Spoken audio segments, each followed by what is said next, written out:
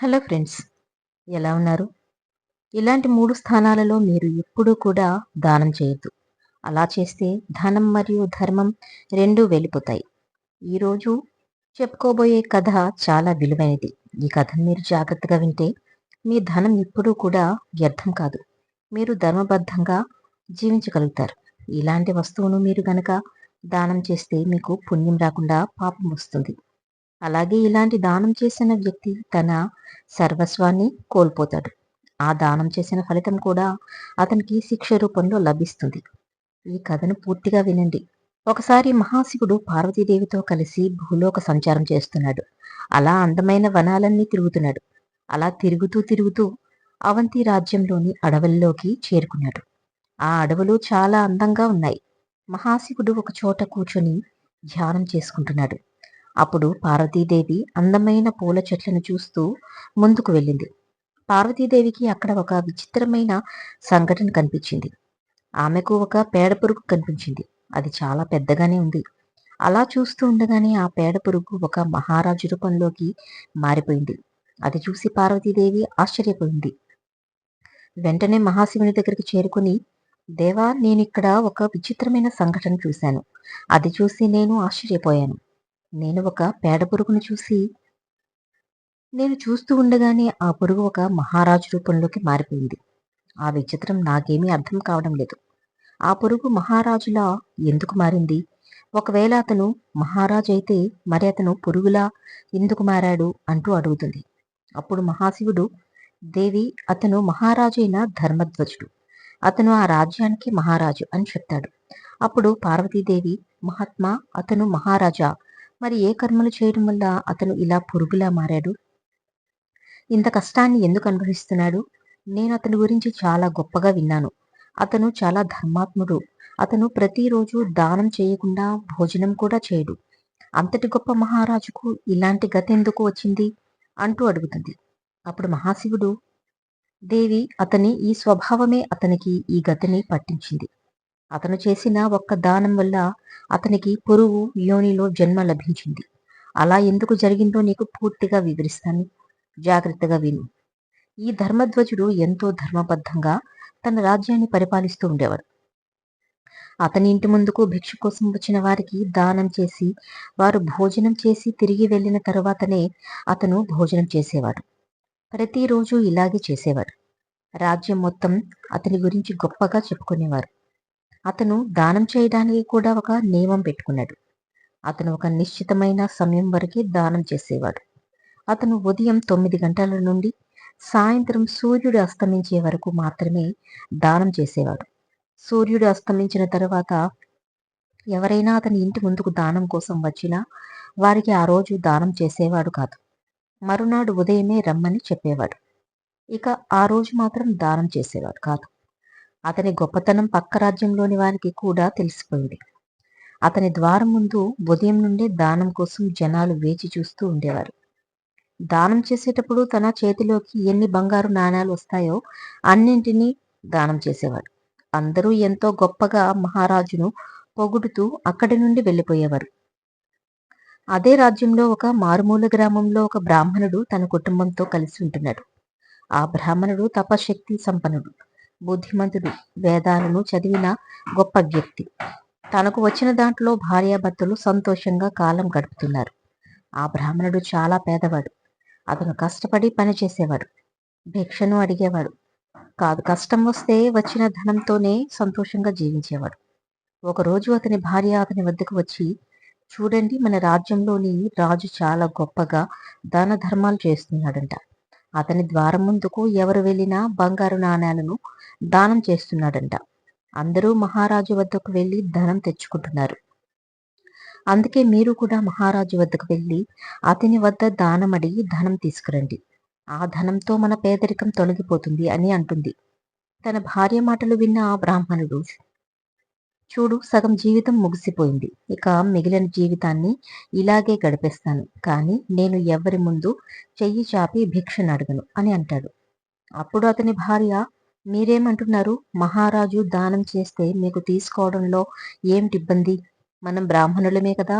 దానం తీసుకోవడం మన ధర్మం. అందువల్ల మీరు మహారాజు వద్దకు వెళ్ళి కొంత ధనాన్ని దానంగా తీసుకురండి.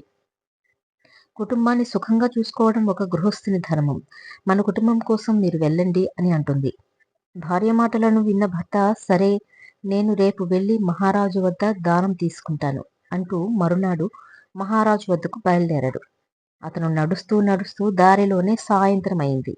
ఇటు మహారాజు దానం చేసే సమయం కూడా ముగిసిపోయింది.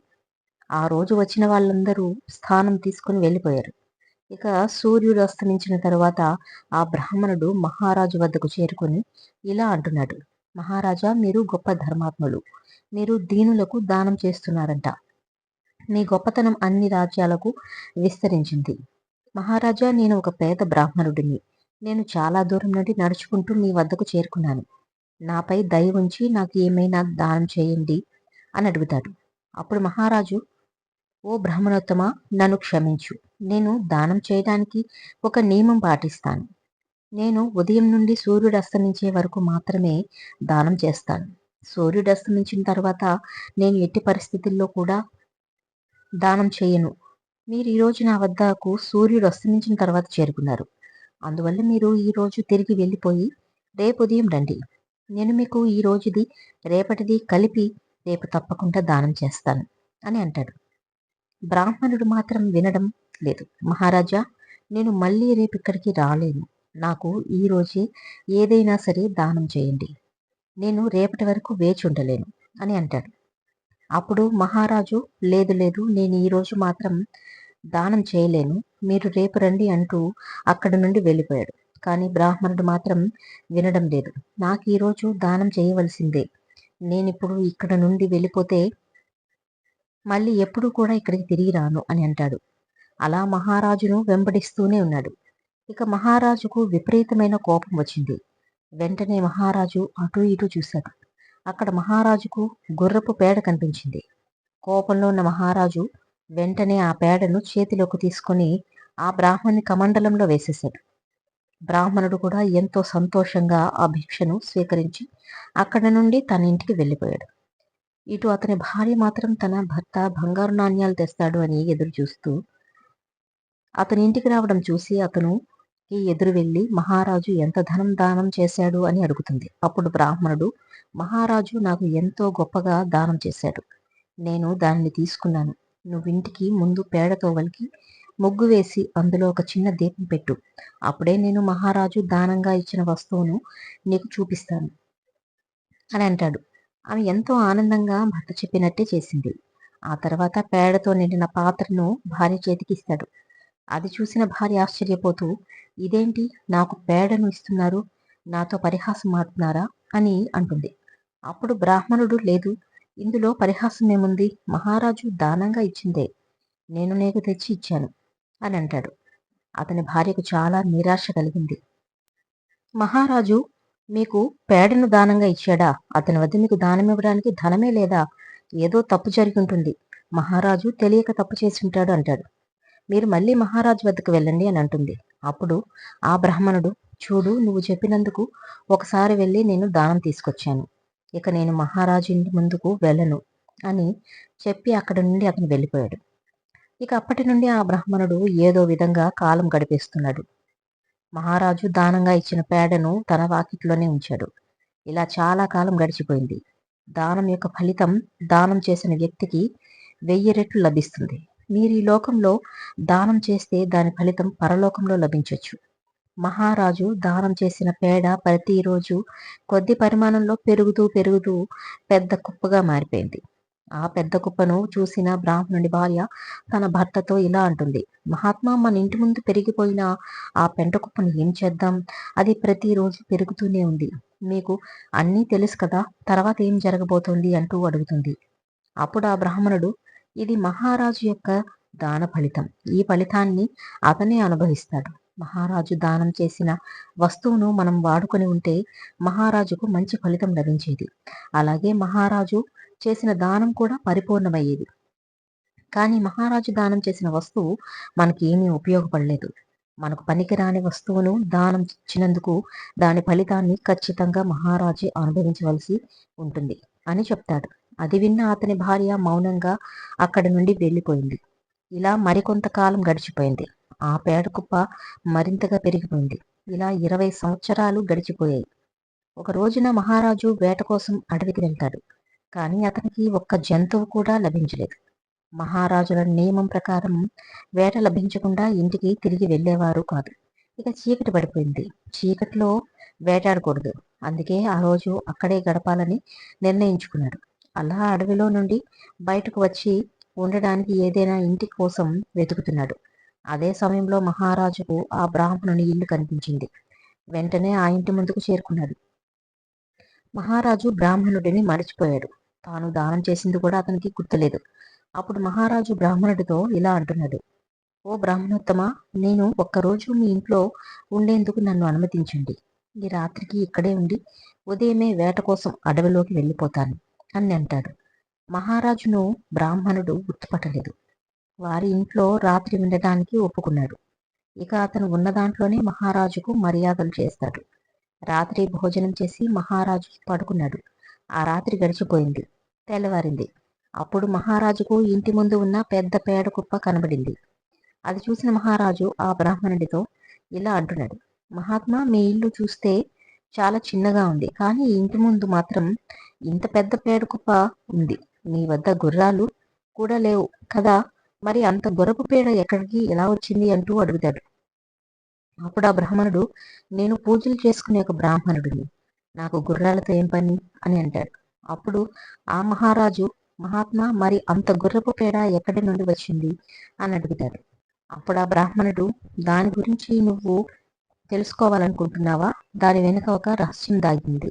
20 సంవత్సరాల క్రితం భార్య నన్ను మహారాజైన ధర్మధ్వజుని వద్దకు దానం తీసుకురమ్మని పంపించింది. ఈ రాజ్యంలోని మహారాజు చాలా ధర్మాత్ముడు. ఆయన ప్రతిరోజు వేల మందికి దానం చేసేవాడు. నా భార్య చెప్పినందుకు నేను కూడా అతని వద్దకు దానం కోసం వెళ్ళాను. కానీ నేను వెళ్ళినప్పుడు ఏం జరిగిందో తెలియదు. కానీ నేను దానం అడుగుతూ ఉంటే అతను నన్ను మరుసటి రోజు రమ్మన్నాడు. కానీ నేను వినలేదు. మహారాజుకు కోపం వచ్చి అక్కడే పడి ఉన్న గుర్రపు పేడను తీసి నా కమండలంలో వేశాడు. దానిని తీసుకుని నా ఇంటి ముందుకు చేరుకుని ఆ పేడను నా ఇంటి ముందు ఉంచాను. ఎందుకంటే అది నాకు ఏ విధంగానూ ఉపయోగపడదు. అలాగని నేను దాన్ని పారవేయాలనుకోలేదు అని అంటాడు. అప్పుడు మహారాజు, మహాత్మా, ఆ మహారాజు పేడను కొద్దిగా దానం చేస్తే అది ఎంత గొప్పగా ఎలా మారింది అంటూ అడుగుతాడు. అప్పుడు ఆ బ్రాహ్మణుడు, నాయన, దానం చేసే వ్యక్తి ఎంత దానం చేస్తాడో దానికి 1000 రెట్ల ఫలితం అతనికి తిరిగి లభిస్తుంది. మహారాజు చేసిన ఆ దానం 1000 రెట్లుగా పెరిగిపోయింది. ఇక దాని ఫలితం ఆ మహారాజు అనుభవించవలసిందే. ఎందుకంటే అతను దానం చేసిన ఆ వస్తువును నేను ఉపయోగించలేదు. అది నాకు అవసరం లేనిది అని అంటాడు. బ్రాహ్మణుని మాటలు విన్న మహారాజు గజగజ వణికిపోతున్నాడు. బ్రాహ్మణుడు జరిగినదంతా చెప్పడంతో మహారాజుకు పూర్తిగా గుర్తుకు వచ్చింది. అయ్యో, నేనే ఈ బ్రాహ్మణునికి పేడను దానంగా ఇచ్చాను అంటూ మిక్కిలిగా బాధపడుతున్నాడు. బ్రాహ్మణునికి నమస్కరిస్తూ, మహాత్మా, మహారాజు దీని ఫలితాన్ని ఏ విధంగా అనుభవిస్తాడు అని అడుగుతాడు. అప్పుడు ఆ బ్రాహ్మణుడు, నాయన, ఈ పేడ కుప్పను స్వయంగా మహారాజే తినవలసి ఉంటుంది. అతడు దీన్ని తినేంత వరకు ఇది ఇంకా పెరుగుతూనే ఉంటుంది అని చెప్తాడు. అప్పుడు మహారాజు భయపడుతూ, మహాత్మా, నన్ను క్షమించండి. నేనే ఆ మహారాజును. నేనే మీకు కోపంతో ఆ పేడను దానంగా ఇచ్చాను. మహాత్మా, తప్పు జరిగిపోయింది. నాకు ఏదైనా ఉపాయం చెప్పండి. నేను ఎలా ఈ పాపం నుండి బయటపడాలి? ఇంత పెద్ద కుప్పను నేను ఒక్కడినే ఎలా తినగలను? దీనికి మీరే ఏదైనా పరిష్కారం చెప్పండి అంటూ అడుగుతాడు. మహారాజు చెప్పినది విన్న బ్రాహ్మణుడు కూడా మహారాజు గుర్తుపడతాడు. మహారాజా, మీరే దాన్ని దానం చేశారు. ఇక దాని ఫలితాన్ని కూడా మీరే అనుభవించాలి. ఎవరికైనా ఒక వస్తువును దానం చేస్తే అది ఉపయోగంలో లేని వస్తువు అయితే దానం తీసుకునే వ్యక్తికి ఆ వస్తువు ఏమీ ఉపయోగపడకపోతే అలా దానం చేసినా దాని ఫలితం వ్యర్థమైపోతుంది. అలాంటివి దానం చేస్తే దానం చేసిన వారికి ఏ మాత్రం పుణ్యం రాదు. పైగా దాని ఫలితాన్ని కూడా వాళ్ళు అనుభవించవలసి ఉంటుంది అంటాడు. అప్పుడు మహారాజు, మహాత్మా, ఇక నన్ను కాపాడాలి అంటూ ఏడుస్తున్నాడు. అప్పుడు బ్రాహ్మణుడు, మహారాజా, ఇంత పెద్ద కుప్పను తినకుండా ఉండటానికి ఒక ఉపాయం ఉంది. దానిని నువ్వు పాటిస్తే ఈ కుప్ప తగ్గిపోతుంది. లేదంటే మొత్తం నువ్వు మాత్రమే తినవలసి ఉంటుంది అని అంటాడు. అప్పుడు మహారాజు, మహాత్మా, మీరు చెప్పినట్టే నేను తప్పకుండా చేస్తాను అని అంటాడు. అప్పుడు ఆ బ్రాహ్మణుడు, మహారాజా, నిన్ను ఈ రాజ్యంలోని ప్రజలందరూ నిందించాలి. ఎంతమంది నిన్ను నిందించి తిట్టుకుంటారో అంత మొత్తంలో ఈ కుప్ప తగ్గిపోతూ ఉంటుంది అని అంటాడు. అప్పుడు ఆ మహారాజు, మహాత్మా, నన్నెవరు నిందిస్తారు? నేను ఇప్పటి వరకు ఎలాంటి తప్పును చేయలేదు. నేను దాన ధర్మాలు, గొప్ప గొప్ప కార్యక్రమాలు చేశాను. నన్నందరూ ఎంతో గొప్పగా మెచ్చుకుంటూ పొగుడుతారు. నన్నెవరూ నిందించరు అని చెప్తాడు. అప్పుడు ఆ బ్రాహ్మణుడు, మహారాజా, అయితే మీరు ఒక పనిని చేయండి. మీ రాజపురోహితునికి అందమైన కుమార్తె ఉంది. మీరు ఆయన ఇంటికి వెళ్ళి అతని కుమార్తెను బలవంతంగా అందరూ చూస్తూ ఉండగానే ఆమె మీ ఇంటికి తీసుకుని వెళ్ళండి. ఎవరు చెప్పినా వినద్దు. ఇలా చేయడం వల్ల మిమ్మల్ని అందరూ నిందిస్తారు. కానీ మీరు గుర్తుంచుకోవాల్సింది ఏంటంటే ఆమెను మీ కూతురిలాగే భావించాలి. ఆమెను తప్పుడు దృష్టితో చూడరాదు. అలా ఆమెను తప్పుడు దృష్టితో చూస్తే మీకు మహాపాపం తగులుతుంది. అందుకే ఆమెను కూతురిలాగే భావించు. ఈ విషయం ఎవరికీ చెప్పకు. ఆమెను తీసుకుని వెళ్ళి మహారాణి వద్ద ఉంచు. ఆమెను కూతురిలాగా భావించమని మహారాణికి చెప్పు. ఇక ప్రజలందరూ నీ గురించి వెనక ముందు ఏమీ ఆలోచించకుండా అందరూ కూడా నిన్ను నిందిస్తూ ఉంటారు. అలా అందరూ నిన్ను నిందిస్తూ ఉంటే ఇక్కడ ఈ కుప్ప తగ్గిపోతుంది అని చెప్తారు. ఇక మహారాజుకు బ్రాహ్మణుడు చెప్పిన ఆ ఉపాయం బాగా నచ్చింది. వెంటనే తన రాజ్యానికి చేరుకున్నాడు. మరునాడు ఉదయాన్నే పురోహితుని ఇంటికి చేరుకున్నాడు. మహారాజు తన ఇంటికి రావడంతో పురోహితుడు చాలా సంతోషించి అతనికి మర్యాదలు చేశాడు. అప్పుడు పురోహితుడు మహారాజు వచ్చిన కారణం అడగగా మహారాజు కుమార్తెను బయటకు పిలవమని అడుగుతాడు. మహారాజు చెప్పడంతో పురోహితుడు తన కూతురును బయటకు పిలుస్తాడు. ఆమె బయటకు రాగానే మహారాజు ఆమెను చెయ్యిని పట్టుకొని బలవంతంగా తన వెంట తీసుకువెళ్తున్నాడు. పురోహితుడు ఎంత చెప్పినా మహారాజు వినడం లేదు. మహారాజా, మీరు చేస్తున్నది తప్పు. ఇది చాలా అన్యాయం అంటూ ఆ పురోహితుడు అరుస్తున్నాడు. కానీ మహారాజు అతని మాటలను ఏమాత్రం పట్టించుకోకుండా ముందుకు వెళ్ళిపోతున్నాడు. అందరూ అది చూసి ఆశ్చర్యపోయారు. అందరూ మహారాజు తప్పు చేస్తున్నాడు అంటూ నిందిస్తున్నారు.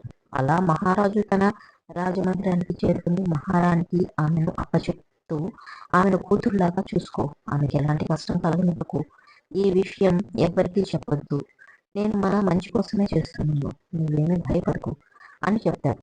మహారాజు ఆ అమ్మాయిని బలవంతంగా తీసుకువెళ్ళిన విషయం రాజ్యం మొత్తం తెలిసిపోయింది. అందరూ మహారాజుని నిందించడం మొదలుపెట్టారు. అందరూ తిట్టుకుంటున్నారు. మహారాజు తన గురువు కూతురిని బలవంతంగా తీసుకువెళ్ళాడు. ఇది మహాపాపం. అతను దానం చేయడం అనేది కేవలం తన పేరు కోసం మాత్రమే చేస్తున్నాడు అంటూ వెనక ముందు ఏమీ ఆలోచించకుండానే అందరూ మహారాజును నిందిస్తున్నారు. ఇలా అందరూ నిందిస్తూ ఉండడంతో అటు ఆ పేడ కుప్ప తగ్గిపోతూ వస్తుంది. అలా కొన్ని రోజులకి మొత్తం పేడ కుప్ప తగ్గిపోయింది. ముందుగా మహారాజు దానం చేసిన పేడ మాత్రమే మిగిలింది. కొన్ని రోజులకు మహారాజు ఆ బ్రాహ్మణుని వద్దకు చేరుకుని ఆ పేడను చూసి చాలా ఆనందిస్తాడు. బ్రాహ్మణుడికి ధన్యవాదాలు చెబుతూ, మహాత్మా, అంత పెద్ద కుప్పను తగ్గిపోయేలా చేశారు. ఎవరైతే నన్ను నిందించారో వాళ్ళ భాగంలో ఆ పేడ కుప్ప తగ్గిపోయింది. ఇక ఈ కొద్ది మాత్రమే మిగిలింది. దీనికి కూడా ఏదైనా ఉపాయం చెప్పండి అంటూ అడుగుతాడు. అప్పుడు బ్రాహ్మణుడు, మహారాజా, ఈ మిగిలిన పేడ స్వయంగా నీ చేతులతో దానం చేసింది. దీనిని నువ్వు తప్పకుండా ఏదో ఒక జన్మలో తినవలసిందే. నువ్వు దీనిని తినడానికి ఏదో ఒక జన్మలో పురుగు యోనిలో జన్మించవలసిందే అని అంటాడు. అప్పుడు ఆ మహారాజు, మహాత్మా, దీనికి వేరే ఉపాయం ఏమీ లేదా? నేను వేరే జన్మ ఎత్తి దీన్ని తినకపోతే అలా ఎన్ని జన్మలు ఎత్తవలసి ఉంటుందో. అందువల్ల మీరు ఈ మంత్రశక్తితో ఇప్పుడే కొద్దిసేపటి కోసం నన్ను పురుగులాగా మార్చేయండి. పురుగుగా మారి నేను దీన్ని తినేస్తాను. మానవునిగా ఉండి నేను దీన్ని తినలేను అని అంటాడు. అప్పుడు ఆ బ్రాహ్మణుడు, లేదు మహారాజా, నేను నిన్ను పురుగులాగా మార్చలేను. అంత శక్తి నాకు లేదు. అది ఆ భగవంతుడికి మాత్రమే సాధ్యం. కానీ నీకు ఒకటి మాత్రం ఖచ్చితంగా చెప్పగలను. నువ్వు ఈ జన్మలో మరణించిన తర్వాత ఖచ్చితంగా పురుగుల నీలోనే జన్మిస్తావు. పురుగులవ్వ జన్మించిన నువ్వు దీనిని తప్పకుండా తినేస్తావు. దీనిని పూర్తిగా తినగానే నీకు ఈ పాపం నుండి విముక్తి కలుగుతుంది. నువ్వు నీ జీవితంలో ఏ పాపం చేయలేదు. నువ్వు చాలా గొప్ప పడివి. ఎంతో మంది పేదవారికి దాన ధర్మాలు చేసావు. నువ్వు ఈ తప్పును కోపంలో చేసావు. అందుకే నువ్వు దీన్ని తినవలసిందే. ఖచ్చితంగా పురుగులాగా జన్మించవలసిందే. అలా పూర్తిగా ఈ పేటను తినగానే నీకు మరలా మానవ శరీరం లభించి ఆ తర్వాత నువ్వు పుణ్యలోకాలకు చేరుకుంటావు అని చెప్తాడు. ఇక మహారాజు బ్రాహ్మణుడికి నమస్కరించి అక్కడ నుండి తిరిగి వెళ్ళిపోయి జరిగిందంతా పురోహితునికి చెప్పి అతని కూతురును అతనికి అప్పచెప్పి జరిగిన విషయం ఎవరికీ చెప్పొద్దు అని అంటాడు. ఆ తర్వాత కొన్ని రోజులకు మహారాజు మరణించాడు. మరణించిన వెంటనే అతనికి పేడను తినే పురుగుగా జన్మ లభించింది. ఎక్కడైతే ఆ పేడ ఉందో అక్కడికి చేరుకొని ఆ పేడను తినడం ప్రారంభించింది. ఇలా కొన్ని రోజుల వరకు ఆ పేడను తింటూ అది పెద్ద పురుగుగా మారింది. అలా మొత్తం పేడను తినేసింది. చివరగా మిగిలిన కొద్ది పేడను తింటూ ఉండగా అది నువ్వు చూసావు. పేడను మొత్తం తినేయగానే మానవ రూపంలోకి మారి దివ్యమైన దేహాన్ని పొంది దివ్య లోకాలకు వెళ్ళిపోయాడు. ఇదే ఆ మహారాజు యొక్క కథ. దేవి చూశావు కదా, కోపంతో పేడను దానం చేయడం వల్ల మహారాజుకు పురువీరునిలో జన్మించవలసి వచ్చింది. ఎవరైతే ఉపయోగపడని వస్తువును ఇస్తారో, దానం చేస్తారో, ఎవరైతే దుష్టబుద్ధితో దానం చేస్తారో, ఎవరైతే కోపంతో దానం చేస్తారో అలాంటి వారు దానం చేసినట్టు కాదు, వాళ్ళు పాపం చేసినట్టు. దానం చేసేటప్పుడు ఒక్కసారి తనను తాను ఆత్మపరిశీలన చేసుకోవాలి. దానం చేసే సామర్థ్యం లేకపోతే దానం చేయొద్దు. ఒకవేళ దానం చేస్తే ఈ విషయాలను దృష్టిలో పెట్టుకొని దానం చేయాలి. మీరు ఎట్టి పరిస్థితుల్లో ఎదుటి వారికి ఉపయోగపడిన వస్తువును దానం చేయొద్దు. ఉదాహరణకు ముసలి ఆవు దానం చేయడం, ఆ ముసలి ఆవు దానం తీసుకున్న వ్యక్తికి ఏమీ ఉపయోగపడదు. దానం చేసిన వస్తువు ఎదుటి వారికి ఉపయోగపడాలి. వారికి ఉపయోగపడిన వస్తువుని ఇస్తే అది దానం కాదు. దానం చేసిన ఫలితం 1000 రెట్లుగా తిరిగి వస్తుంది. అందుకే మంచి మనసుతో మంచి వస్తువులను దానం చేయాలి అని చెప్తాడు ఆ మహాశివుడు. ఇక ఇద్దరు భూలోకం నుండి తిరిగి కైలాసానికి వెళ్ళిపోయారు.